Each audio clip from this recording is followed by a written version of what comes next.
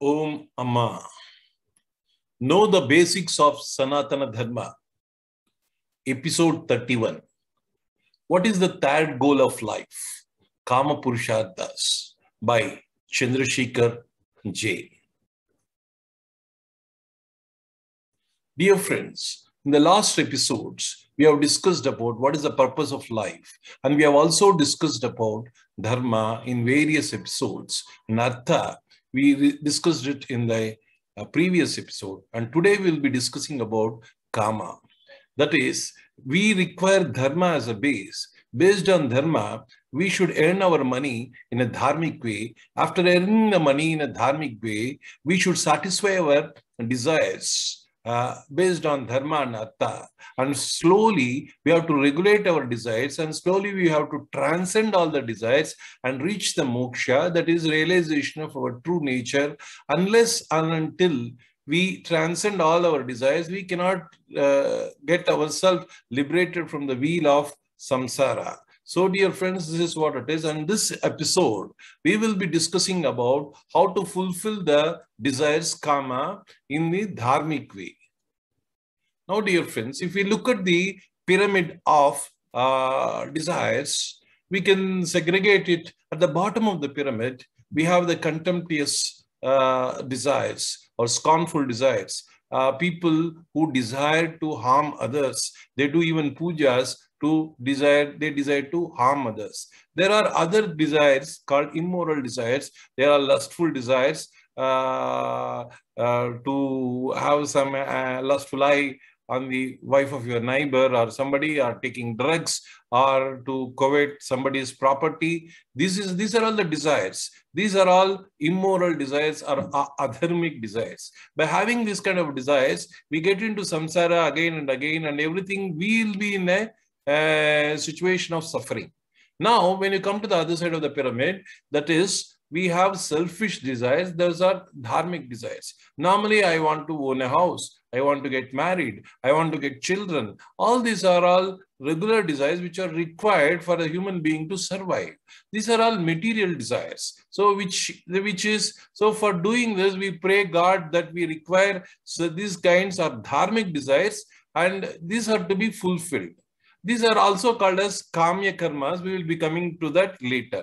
Now we have unselfish desires. Unselfish desires is desiring for the good of the others. Means, suppose you want to build a hospital for the good of the poor. That is a desire which you have for the good of the poor. You want to build a hospital. This is unselfishness. You don't gain anything, but you want to do whatever with your money. And similarly, you want to pray for rains. So this again is an unselfish desire. So you want to do something good to the community. That is also an unselfish desire. So these unselfish desires form the next step of the pyramid. And finally, as you reach the top of the pyramid, you will be having no desires at all. Those are all Jivan Muktas. They don't desire anything. They just leave the world, and like all the rivers come and merge in an ocean, all the desires just come and evaporate as soon as they touch them. They don't have any desires. This is how the pyramid of desires been there. Now, dear friends, in Bhagavad Gita, 7th chapter, 11th sloka, Krishna says, Dharma viruddho bhuteshu kamosmi bhartarshabha. I am the desire in all beings which is not opposed to dharma. That is what Lord Krishna is trying to tell to Arjuna. Dear friends, desire is divine. When regulated by dharma, without desire, there is no karma. Without karma, there is no world. That is the reason why we do yajnas, to satisfy our dharmic desires. We pray to the God that we have to satisfy some of the desires, so we pray to the God. These are called kamya karmas. So we have a desire and we want to fulfill the desire, so we pray to the divinity to satisfy our desires in a dharmic way, if at all, if it is dharmic. Dear friends, as a baby, our desires were limited to chocolates and toys. As we grow up, our desire leads us to another desire, and we are caught in the vortex of desires. Desires become endless. Our Shastras say every desire is like pouring the ghee in the fire. It only intensifies it further. So we require self-restraint to regulate desires, dear friends. When we regulate desires, we will be dharmic and we will enjoy the life. Now, dear friends, let us take an example. If one is riding a motorbike, the brakes and clutch regulate the speed and gives the rider the freedom to enjoy the ride. Journey becomes horrible and dreadful if we ride a bike without brakes and clutch. So, dear friends, brakes and clutch regulate our journey. Similarly, self-control, brakes and clutch are for regulating, for self-control. So, similarly, self-control is one of the vital characteristics of dharma. As dharma regulates our desires, we evolve. Dear friends, if we don't have self-control, we get addicted to drugs, alcohol, smoking, lust, unrestricted diet, even TV serials.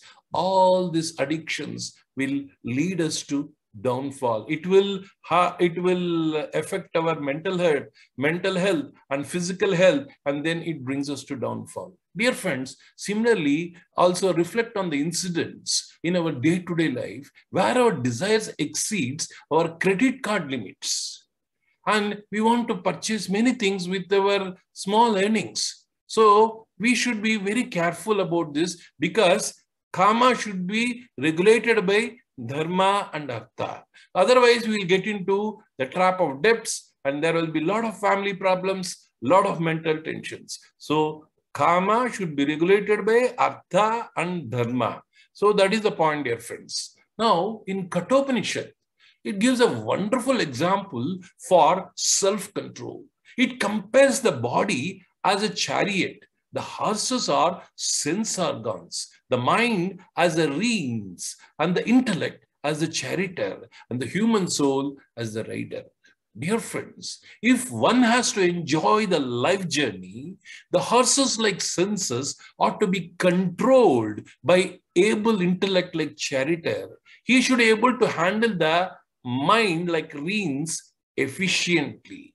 So, buddhi has to control the mind, and mind has to control the senses. Buddhi is superior to the mind, and mind is superior to the senses. If we have an able charioteer, our guru as a charioteer, then our journey will be wonderful. So we should have a strong buddhi, the power of discrimination, or we should surrender ourselves to the guru or to the divine to ride this life journey with self-control in a dharmic way, so that we will not get into the trap of desires, dear friends. Now, beautifully our sages have designed a wonderful situation here. The 4 stages of life are called, you all know that, ashrama dharmas. We have discussed it in previous episodes. They are meant for enjoying the life gifts with self-control. In brahmacharya, that is in the student life, we discipline our senses and mind, learn self-control. In brahmacharya, we learn self-control, dear friends. Now in grihastha, we satisfy our desires in a dharmic way, with the self-restraint which we have learned in that brahmacharya stage. Now in vanaprastha, we renounce our desires doing tapas. And in sannyasa, we transcend all the desires and seek the eternal freedom. So, dear friends, these 4 stages of life is also meant for regulating our desires and to evolve. Now, Rama was tempted by Surpanaka, the Ravana's sister, in many ways. Yet Rama has not yielded to the immoral gestures of the lustful woman. Similarly, Rama's wife, Sita, was kidnapped and tempted by demonic Ravana in many lecherous ways, yet Sita stood pure and resisted Ravana in every way. Friends, Rama and Sita followed their Pati and Patni Dharma sincerely and never succumbed to lustly temptations. Now, today, adultery has become common in a workplace and paving way to many divorces and family feuds. Dating has become a culture in colleges, leading to many suicides and other problems, dear friends. Can Rama and Sita be our ideal? So we have to we have to reflect upon it. Let us also reflect and contemplate how advertisements, junk literature, TV serials, movies are tempting and inducing the minds of the youth with lust and abstain them from sticking to family dharma or student dharma or self-control. In this atmosphere, only tool we should have is self-restraint or self-control, which is a process that we have to be trained from the childhood.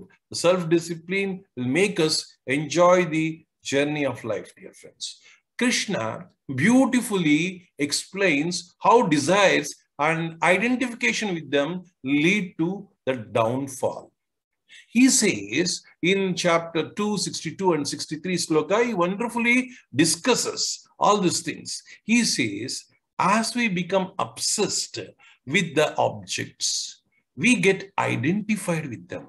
The desire to possess them increases. When the probability of fulfilling the desires decreases, then anger ensues. With anger, we lose the stability of mind and memory. Without stability of mind, we lose the discrimination power or buddhi. With the loss of buddhi or discrimination power, we perish, we get destroyed. So this is what Krishna beautifully says, that this is where the whole process is. And he gives a solution also. By transcending our likes and dislikes, through self-restraint, we become peaceful and desires don't haunt us. Atmavasye vidhe atma, that's what he uses the word there. And ragadveshav, we have to overcome the likes and dislikes through self-restraint. That for that we require discrimination. For by having the good discrimination, our intellect should be powerful. So unless we have the good buddhi, our mind cannot be controlled. So this is what the regulation of the desires, dear friends, means. And with the regulation of desires, slowly over a period of time, we will reach a state of non-desires. So this is the format that our sages have given. So first, be dharmic, then earn money in a dharmic way, then satisfy your desires, then regulate your desires and transcend your desires and prepare yourself for the moksha. All the ashram dharmas are meant for that. That's how our sages have given about the third goal of life. Loka samstaha sukhino bhavantu. Om shanti shanti shanti. Om Shri Gurubhyo namaha. Harihi Om.